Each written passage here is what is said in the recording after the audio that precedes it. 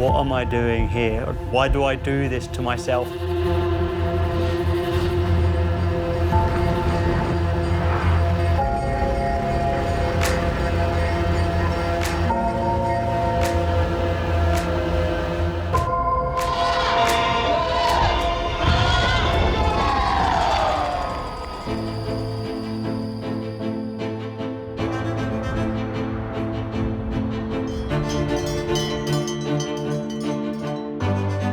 This race just constantly keeps hitting you, completely physically destroyed, but mentally more alive than you've ever felt in your life.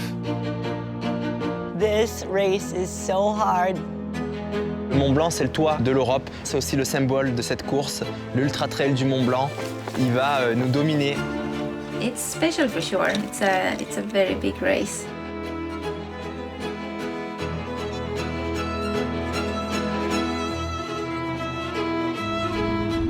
The UTMB is the greatest racing week in trail running in the year. And it culminates with 3 finals races, with the Queen race really being the complete circle of Mont-Blanc, the rooftop of Europe.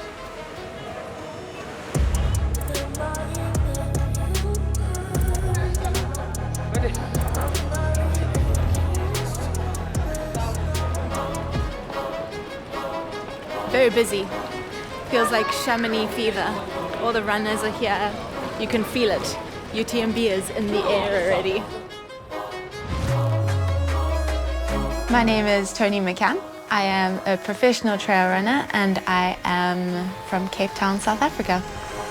7 days to go. 7-day countdown, 1 week. I'm excited that it's here. I'm nervous, obviously. It's exciting. I'm ready for the atmosphere and the event and for everyone to come. And can you imagine just the street lined with so many people? Toni Mccann, who's recently relocated to Europe, she's on the Terex team, and this has really become a second family to her. She's a rising talent in the trail running scene right now. I love running. It's obviously takes up a lot of time. I've chosen this profession where I get to spend a lot of time in the mountains, which for me feels like a dream. Bastien is probably my biggest supporter. He's not the reason I moved to France, but he's definitely a reason I want to stay. I feel very lucky to have him in my life. He's been with me through some challenging moments this year and has been very supportive through it all. Cafe? Preparations for OCC this year have been less than ideal. And then I transitioned into the running season and was feeling great and obviously had a good race at Transvolcania. So it was all doing good, but unfortunately I did come away from that race with an injury. Quite painful. The cycling also resulted in a broken collarbone. So I ended up having to sit on an indoor trainer. The specific training for OCC has definitely been lacking this year. So in some ways I feel quite underprepared. Merci. Merci pour ton aide.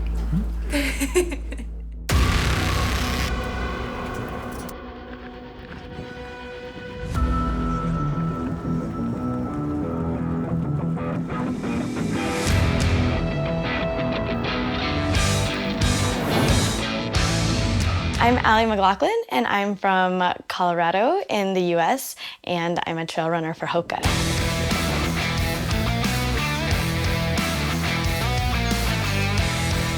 Allie Mclaughlin is a terrific athlete, incredibly talented trail runner. She is an uphill specialist. She's won the Pikes Peak. She was at the World Championships this year representing the USA. She's just a great personality. Trail running is my main sport, but I do a lot as hobbies, and I wouldn't necessarily call them sports. I see sports as like being competitive, and so the activities I do, I'd say more like are art or fringe activities, we call them sometimes.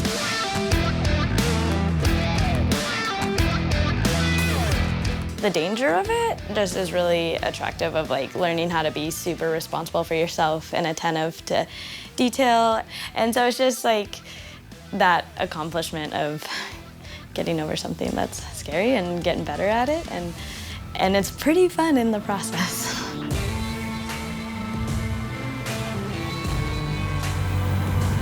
It's not my typical preparation, no. However, I mean, I've skydived for years and I thought it's always fun. Yeah, I just want to do it all, and especially Europe is such a great place for the air sports, and so I'm like, oh, I'm going to Europe, I'm taking all my toys. And,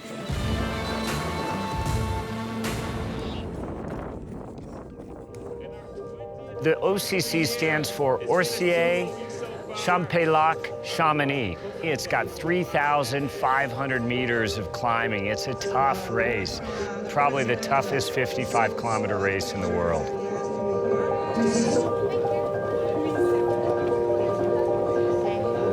I am extremely nervous. There's a lot of excitement in the air, and I think we are all in the same boat, feeling the tension of the start line. after hearing a lot of talk the last few days, one specific comment came to mind that someone said, Allie didn't go out that fast last year. That kind of stuck with me, so I'm gonna do what I did last year, if not faster. But make sure I feel good, and waiting for the gun to go off.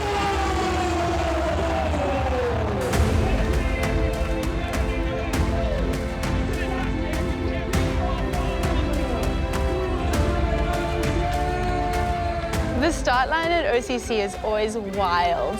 It is so fast, and the road is so narrow, so everyone is trying to hustle and push for position, and you don't want to get caught in the back because it's really hard to claw your way back if you get caught behind people. Well, the race starts with a massive climb up to Champex-Lac, and then there's a small flat section. It climbs up the legendary climb of the Bovine, which is a rhythm-breaking climb. And the course recently changed. It dives down into the small little village of Triant, and then it climbs out of Triant, climbs over the Col de Baume with a spectacular view of the Mont-Blanc, and then it descends down into Argentière, and climbs across above the hillside, the mountainside, and dives back down at Flégère into Chamonix, a very, very difficult race. I can see Allie ahead of me, and I can see her charging, but there's a group of us, and we're all kind of running together and sticking at the same pace. And I remember thinking that this was comfortable, and that I could hold this, and feeling like my breathing is in check, and listening to the breathing of the girls around me, and noticing a few who weren't breathing super comfortably.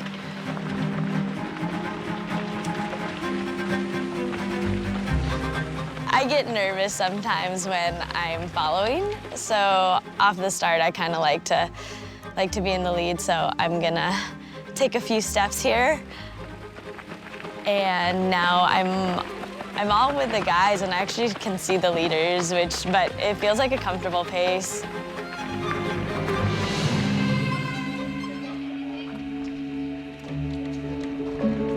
We are in Murin. This is my third time here, but first time as a base jumper. The reason I heard about it 6 or 7 years ago was it's a big base jumping spot. And a lot of friends come here from the US to base jump, so I hear about it all the time, and so to finally be back this year as a base jumper finally is really special.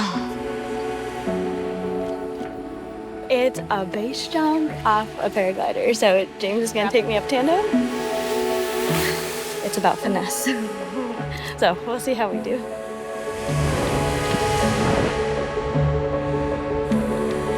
And when I'm base jumping, it's like the Matrix. I'm so focused, I'm so in the moment. I've really put all the noise of different aspects of life kind of aside. And yeah, that's actually when I'm in a race, it's very similar, or when I'm on a long run or a workout.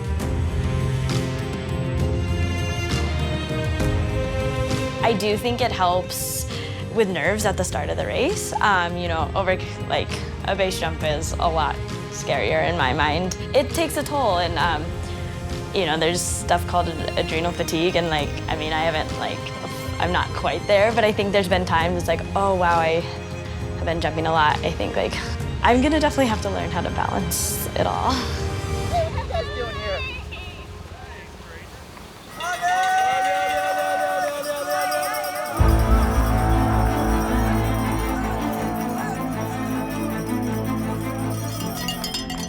I'm coming up to Champs-Lac.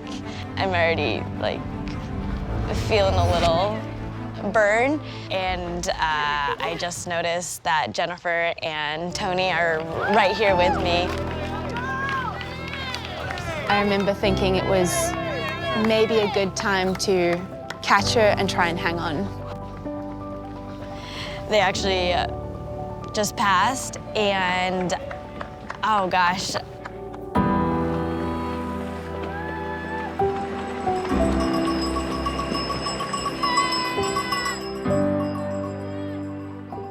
We're doing really well until we hear some pounding footsteps coming up behind us, and Meow Yao flies past us. She is flying.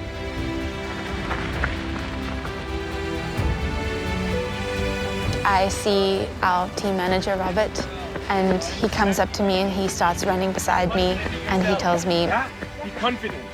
That's not a gap yet. That's not even a gap. Come on. Super good, Toni. Come on. I think the Terex management have done something magical with the Terex team. We get along so well, and they've definitely become an extended family for me. You know, within the team, we've got such a range of experience, and I definitely think I was one of the least experienced in the team, which is why having someone like Peter, you know, all of these athletes have such amazing experience and have so many more years in the sport than I do. So to get to spend a good amount of time with them, you learn so much. It's been so cool to follow her journey and like seeing her progressive in the mountain terrain. Of course, I've raced OCC before, so I can give her some tips, of course. I think when you're training, there's only so far you can go on your own.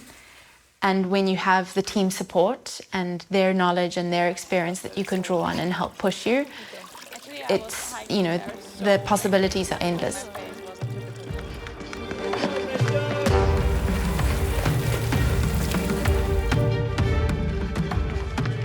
If I can keep with her, I can pass her later on. I know I can. And it was that positive reinforcement in my head throughout the race, you know, I know I can. I'm feeling good, my legs are feeling good, I'm not feeling tired. These climbs are still feeling easy. You're fueling well. You can do this, you're confident, be brave. Yeah, it was those voices running through my head that kept me going that day.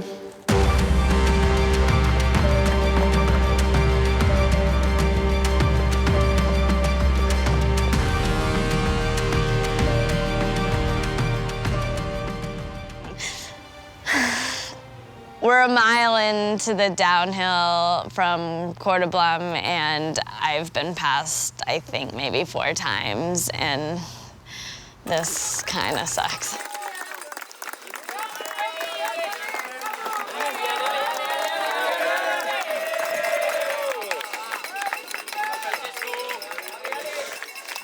So on the climb up to Courtney, I can see that I'm making ground on her, and I can see that I'm moving better than her. I didn't push super hard. I just kept going at the pace that I was going at, knowing that if I didn't catch her on the climb, I'd be able to pass her on the descent. And halfway up the climb, just before we reached the contour up to Courtney, I passed her. So I was like, I'm good, I've got this. So I pushed a little, and yeah, I didn't see her again. You are safe. No worries. Just relax and be smart. Okay? It's your day. The descent from Flagey, I was calm. I knew no one was chasing me. No one was right behind me, so I could... The trick to descending is to not be tense. You've got to let loose, you've got to like, you know, be calm, and it's almost like dancing. You can't be stiff when you dance. It's the same with running downhill.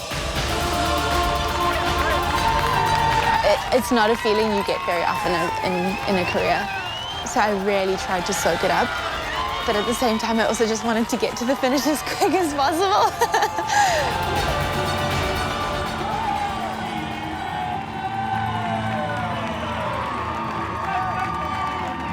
It's a surreal experience. I don't think I'm ever going to have anything come close to that unless I win here again.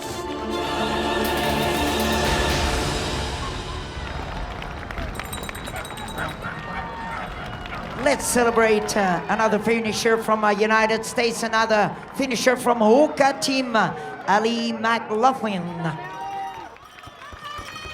I have a lot of friends like cheering, and I want to smile for them, but I'm like also heartbroken. So I don't have regrets particularly, but I question, am I trying to do too much? Between just like traveling, partying, base jumping, paragliding, but bottom line, I'm not changing a thing.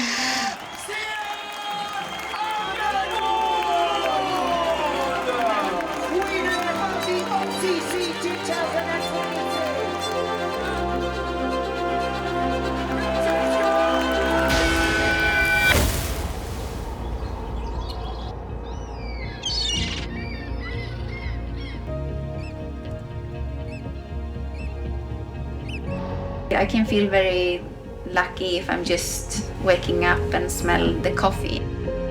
It doesn't need to be like grandiose to be something that matters. Emelie Forsberg's one of the greatest trail running athletes of all time. She's truly a legend of the sport. She's a leader of the sport.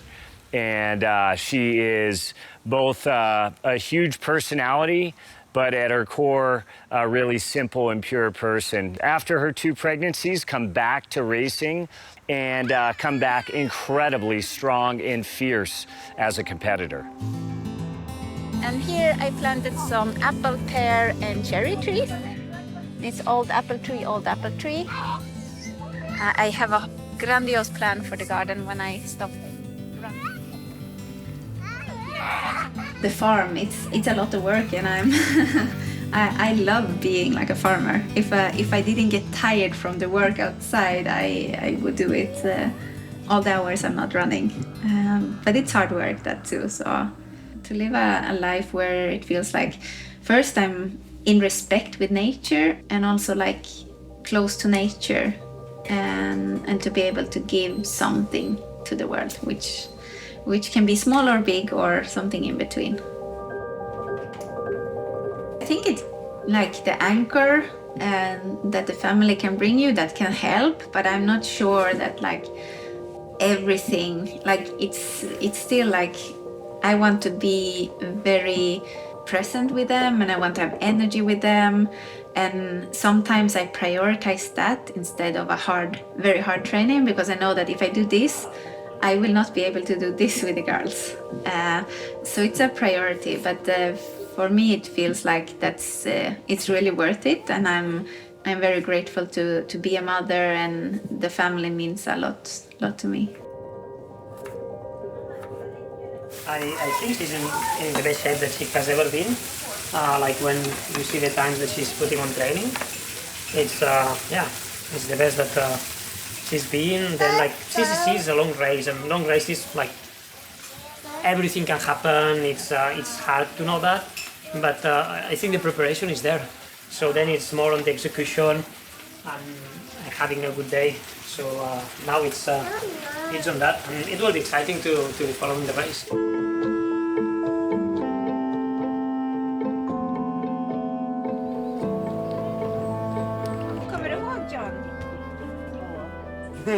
My name is Jonathan Albon. I'm from the UK, but I live here in Norway, and I'm a trail runner.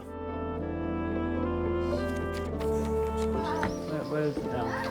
But it's hard that downhill because it's so runnable. Yeah, it is runnable there, and then when you do this contouring. Emelie is, I guess, a friend. She's married to Killian. They both live just 20 minutes away. So we've done a lot of training together. We've been on some trips together. I can learn from Emelie, and I'm guessing there's some stuff Emelie can learn from me.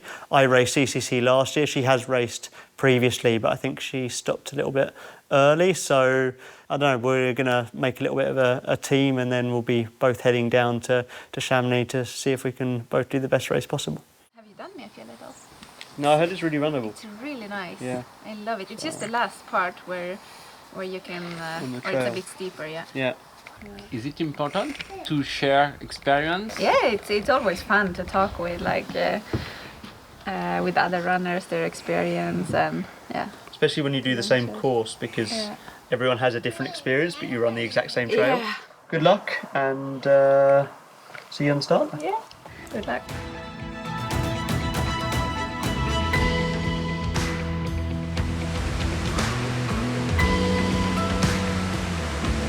So Jonathan Albon is an incredibly talented trail runner. He's an OCC champion. He was second place last year at CCC, and just an incredibly meticulous and strategic trail runner. He leaves nothing to chance in his preparation.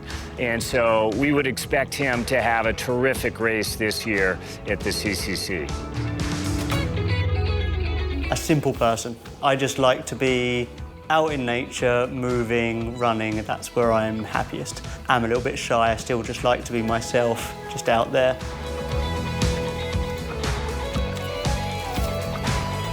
I wouldn't say I control everything. I certainly don't control the weather. A lot of my training isn't very specific, but I really have to try and make some workouts extremely specific. With CCC, it's probably the longest race I'll do this year, so I have to do some longer activities.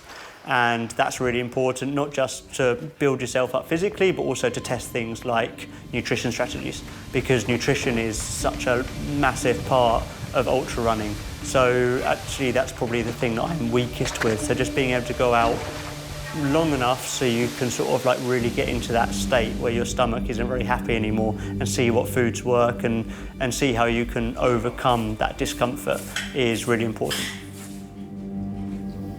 So this is how many hours I've used the machine since I got it.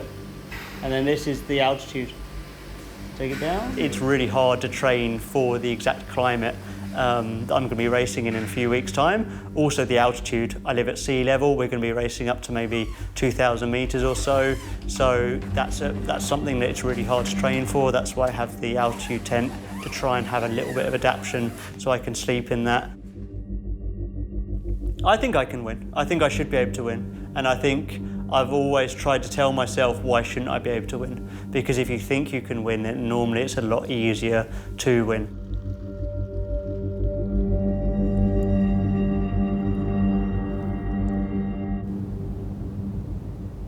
Well, the CCC is a beautiful race, and it, of course, that acronym stands for Courmayeur Champex Chamonix. And the race essentially is a half circle of the UTMB course. This really is a 100K race with 6,100 meters of climbing. I'm definitely not a people person, and usually on start lines I end up tucked away in the corner, just sort of like trying to stay as relaxed as possible. I'm very excited to be out for a whole day of running, and that's what I want to keep in mind. And I see many familiar faces, friends and runners, and I'm just feeling very happy to be there. I'm not stressed because my main objective was to finish and have a good day out there. So I just wanted to embrace all the moments in the long day ahead.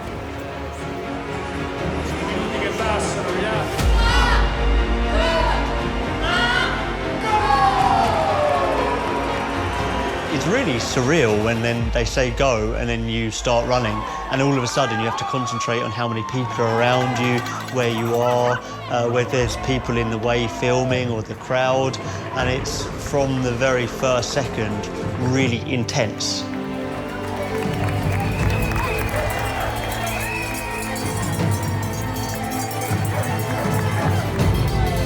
The difficulty of the CCC is just the enormous amount of climbing in the race. One is the Grand Col Ferret, but it's a big climb. It's the high point of the race. It's the crossing between Italy and Switzerland. The area of the race that's always a real difficulty is the Bovine climb. Just after Champé-Lac, you've got a lot of kilometers in vertical in your legs, and that's usually where there's a definitive move that's made in the race. I wouldn't say I had a strategy for the start, but I knew I couldn't start too hard. And I think by the first top, I was something like 5 minutes behind the lead and it back in 27th place, I think. So that was a little bit far back than what I would have liked. But there's no panicking. I mean, you just have to run your race, hope things will come back to you, manage yourself, and just see what happens. I'm in the first climb and I'm feeling really good and under control, and I know I'm a strong climber, so I wanted to be close to the top there with the top women, but I didn't think that I would be the first one.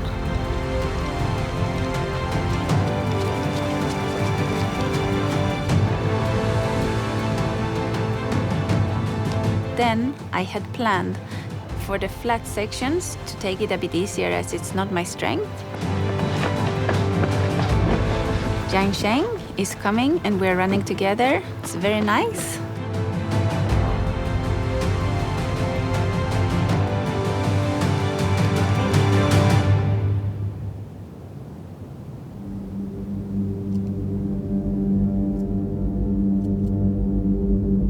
At the moment, I don't have like a race that I want to win. I just know that how I want to perform on it, and I want to do it like well.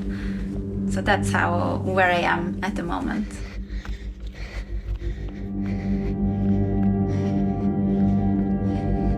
CCC, it will be special because I don't feel like an ultra runner, and 100 kilometers feels horrible long.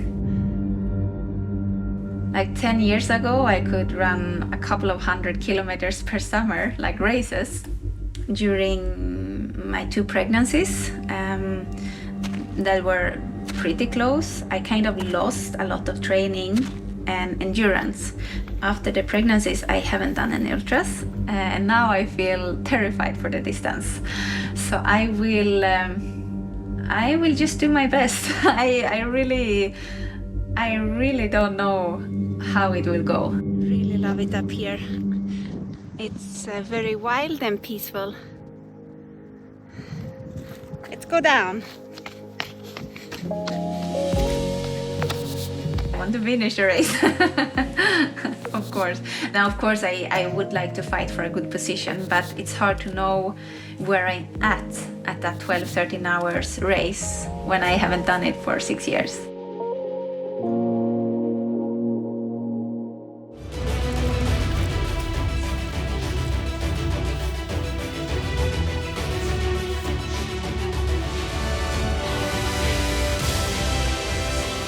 I was always gradually catching people throughout the entire race, so that's a real morale booster, and it made me realise that there is still a possibility.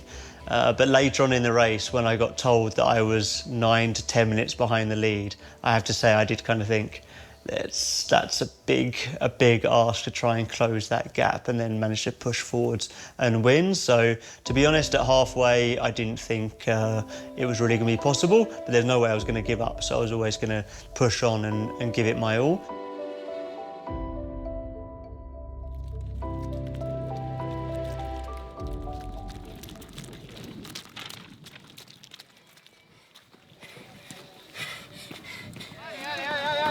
After 4 or 5 hours, I started to feel a pain, which I have had before in the foot, and it just increased. So the hardest part was to try to let those thoughts go and just keep going.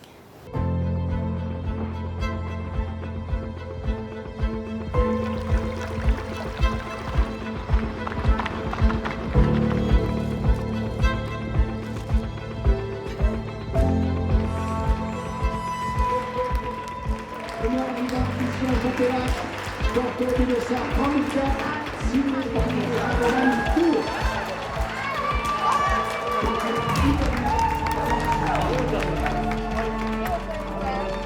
When I came into the aid station, it was down to business.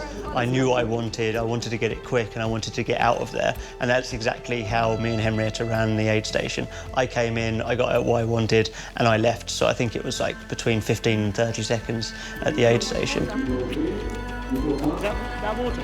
Which is water? See you later. He seemed like he was on a mission, to be honest. He wanted to get quickly in and out. He didn't seem like he wanted to sit down, although I told him to sit down. So he was just like, ding, ding. So, yeah, he's on a mission.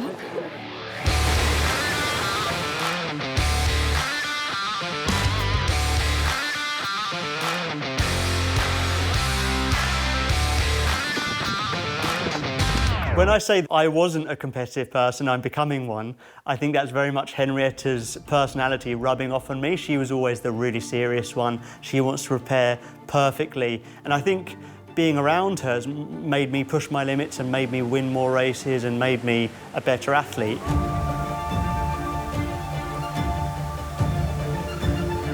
The main reason I did come to Norway was because of Henrietta. She was the love of my life. I mean, as soon as we met, it's kind of things just clicked and we've been together a long time now. And when she said, I want to move back home to Norway, do you want to come? I immediately said yes, because obviously I was going to follow her wherever she went in the world. Not a lot of trail runners seem to know about the boiling trick. It's like an old school Norwegian. Henrietta is very much my coach in lots of different ways.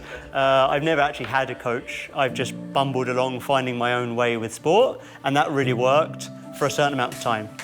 I'm getting ready.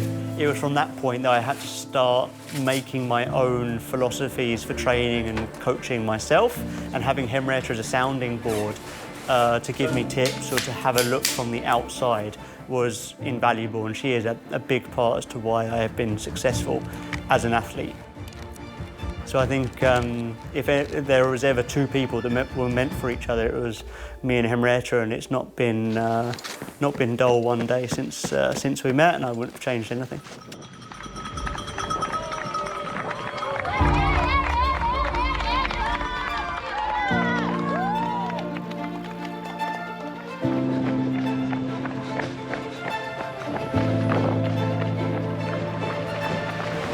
I'm coming into Champeg and I see Mireia from my team there, and I'm going to take a lot of water on me.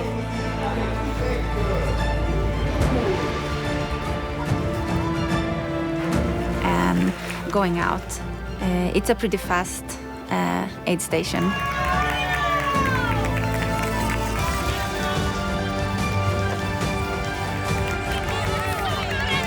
I knew that Emelie was behind me, so I thought that we could run a bit together. But then it started with a bit of runnable section and then a bit downhill where my foot started to hurt more and more. So it was hard to like go fast there. And from there it was a little fight with the pain.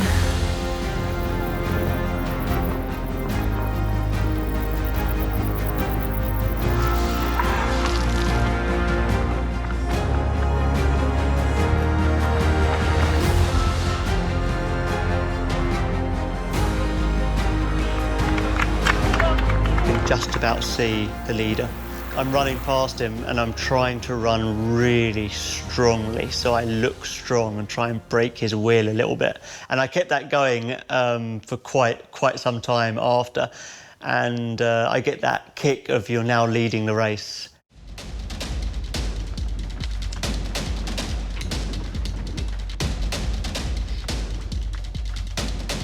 So I've come into the Valocine aid station. I've got 500 milligrams of boiled Coke, which was the plan, and I'm putting 500 milligrams of water into my race vest, which jumps out of my race vest before I've left. So I've left the aid station with 500 ml less water than I wanted to. Yeah, it's really high risk. I knew there was a river that I could fill up in, so I'm running along up the climb. I'm coming towards the river, I'm thinking, okay, thank God, I can finally fill up and get some get some water. The river is bone dry. Great job, John. And now it's really red alert. This could end drastically.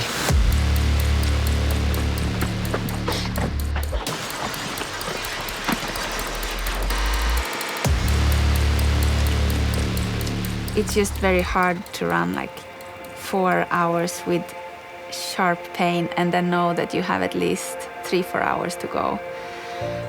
Like, it's always really hard to take a decision to stop.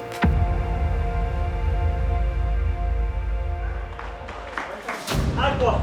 Aqua, aqua!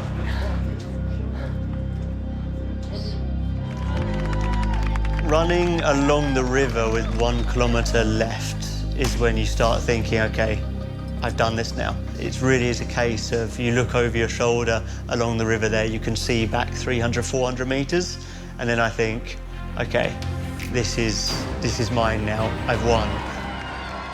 But then the crowd is there and they really sort of expect something of you, and it is really fun to then go and say thank you to them.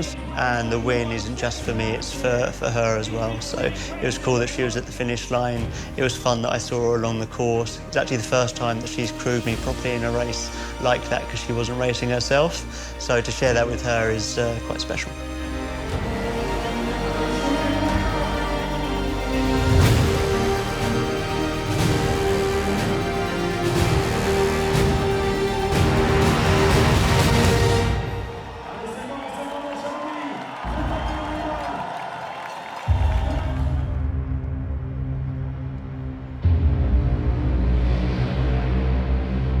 Je m'appelle Mathieu Blanchard, je suis bicitoyen français et canadien et je suis ultra-trailer professionnel.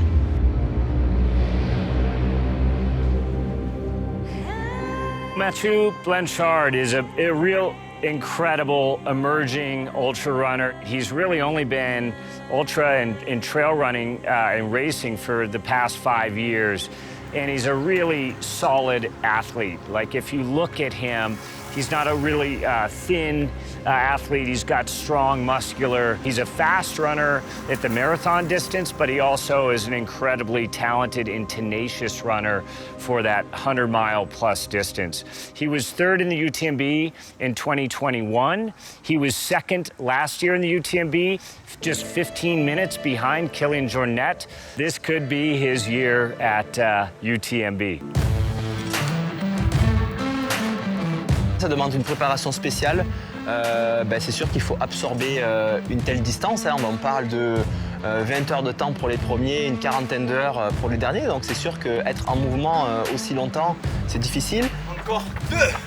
Donc pour moi, le secret, c'est de vraiment construire un corps qui est capable de descendre longtemps, longtemps, longtemps sur ces chemins, qui fait qu'on a tendance à aller un petit peu plus vite que ce que notre corps serait capable de tenir. Et c'est ça qui est sournois à l'UTMB, c'est qu'il y a beaucoup de descentes longues, raides, avec peu d'obstacles. Donc, il faut trouver cet équilibre où on appuie un petit peu sur l'accélérateur, mais sur le frein en même temps. Voilà, il faut jouer sur les deux. Et bien souvent, les athlètes professionnels comme les athlètes récréatifs vont appuyer un petit peu trop sur l'accélérateur et on va avoir quelques soucis passer la mi-course. Bon, mais on rentre au chalet, on va aller un petit peu se reposer maintenant.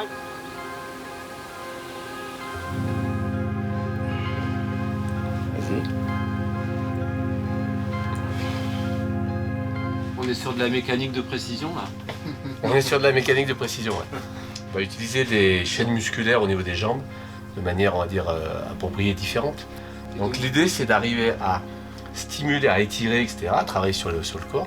Et puis après, c'est pour ça que j'utilise des patchs. On va venir stimuler certaines zones pour que le cerveau ressente cette stimulation et utilise les muscles, notamment en cas de fatigue.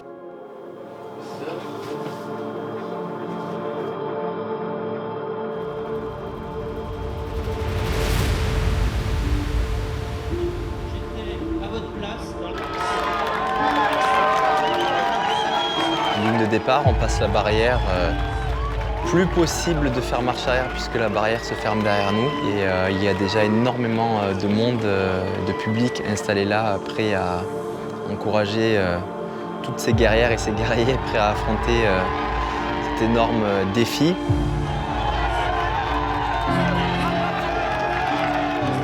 I feel so excited that the race is finally starting and that I'm with my teammates and we're walking towards the start line. We didn't forget our gear, our shoes are tied, and we are all ready to go.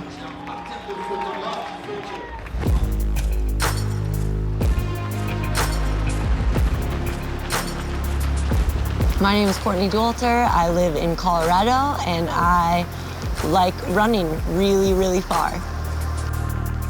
Well, Courtney Dauwalter is an incredible athlete. She's really a generational athlete. She's a legend of the sport already, and she's still in the prime of her racing career, and she's obviously the greatest of all time. When I went into this summer, my goal was to do 2 100-mile races 3 weeks apart. The Western States 100 and then the Hard Rock 100, and I would have been very happy to finish both of those and call it a season. But the opportunity was there to add one more to the summer, and we decided we had to try and see what was possible. Yeah, we will see what one more 100-mile race feels like, and my biggest goal is to finish it.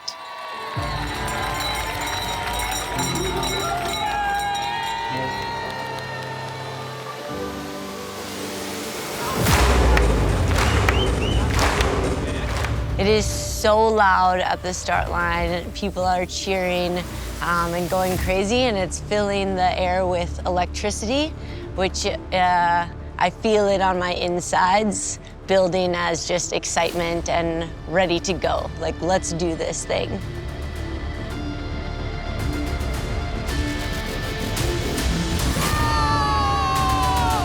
J'aime bien faire mes 3-4 premiers pas un peu dynamiques pour me libérer aussi de la troupe qui est derrière nous, parce qu'il faut savoir qu'il y a environ 3000 coureurs et coureuses derrière nous.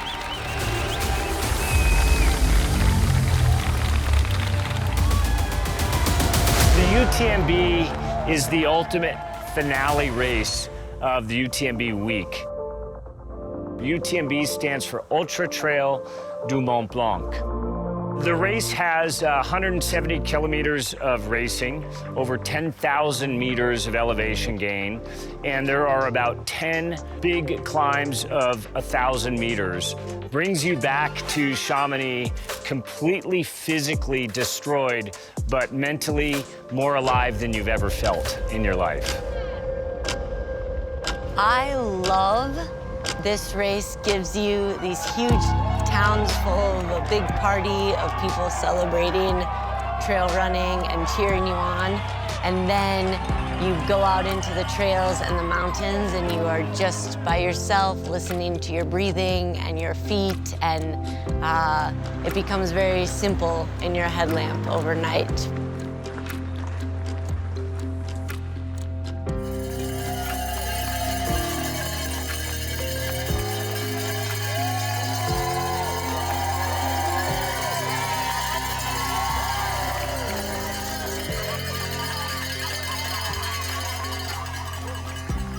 Aujourd'hui, je trouve ça dommage de perdre trop de temps ou de ne pas maximiser, en tout cas de ne pas optimiser les ravitaillements, parce que c'est hyper difficile de faire une attaque dans une montée, de gratter 2 minutes à notre concurrent, et c'est hyper facile de les perdre ces 2 minutes dans le ravitaillement si c'est mal fait.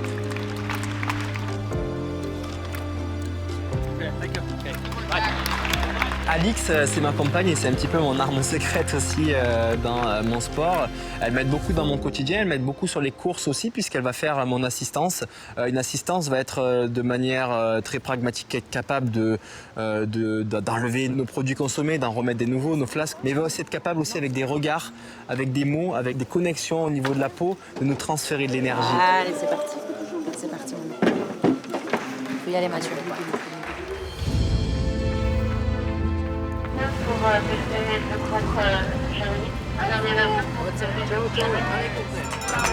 Allez Manon, c'est bien Manon.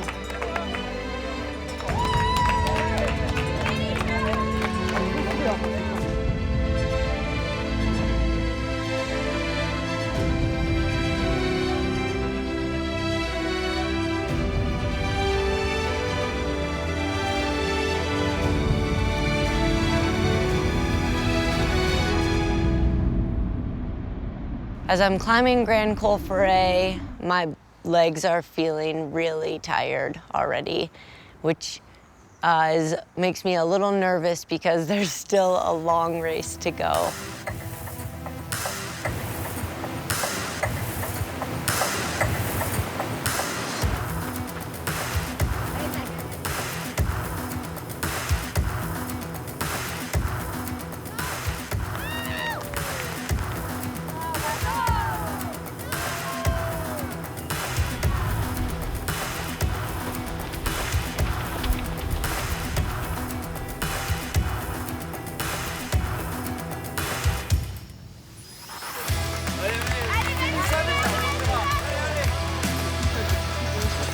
Tu lui as repris 2 minutes là, ok?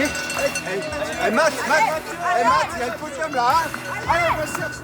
C'est le moment de la course aussi où le niveau de lucidité est très bas. C'est-à-dire que notre cerveau est plus trop alimenté en oxygène depuis quelques temps aux dépens de nos jambes. Hein, et donc, c'est sûr que notre niveau de réflexion, de choix va être très limité. Allez, c'est parti, ça. Mets-les devant. Deux gels d'or. Je te rince un peu le visage, prends tes vestiaires. Je le sens mieux. Il dit que c'est dur, mais c'est un ultra. Hein. Alors, comment tu peux te sentir bien après autant de kilomètres et autant de dénivelé? Donc, non, c'est la compétition. Par contre, allez, je t'aime très fort. Tu peux pas. Je me répète souvent aussi, c'est que le calvaire que j'ai vécu depuis toutes ces heures, jeter l'éponge maintenant, ça serait un gâchis en fait. J'aurais souffert tout ça pour rien. Allez, Courtney. That's great, good job. Wonderful. Allez, come on. I am dead. This race is so hard. This summer has been so hard, and I am feeling completely empty of any power left in my leg.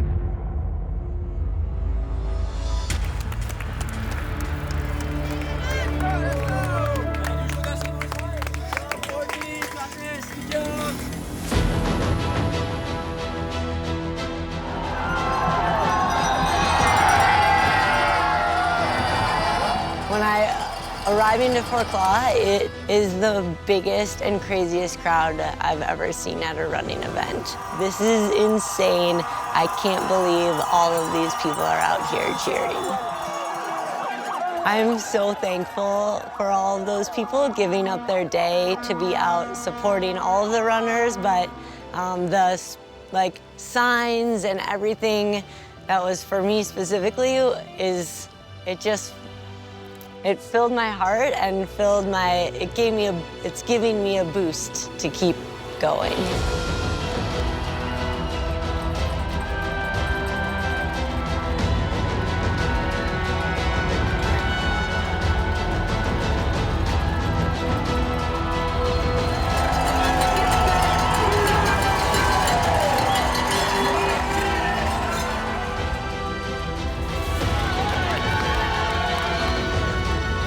À ce moment-là, je ne regarde même pas ma montre. Je n'ai aucune idée du temps que j'ai fait, 20h, 21h, 22h, 23h, peu importe.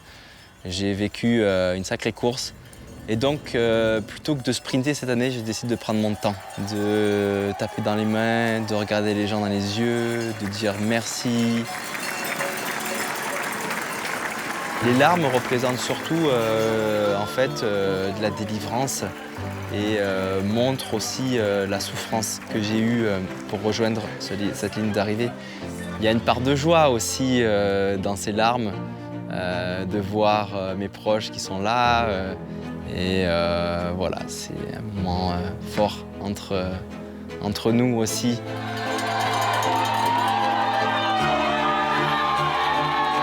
I have never given so many high fives in my life.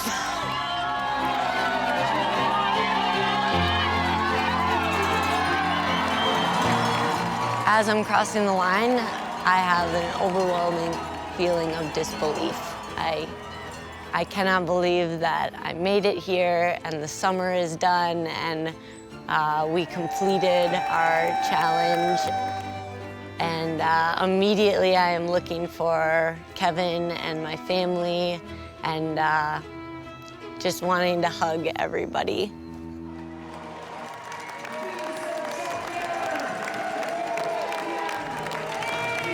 What's next for you? Next for me is to fully relax and recharge and start scheming on what a new idea could be for 2024. I am always looking for a new challenge.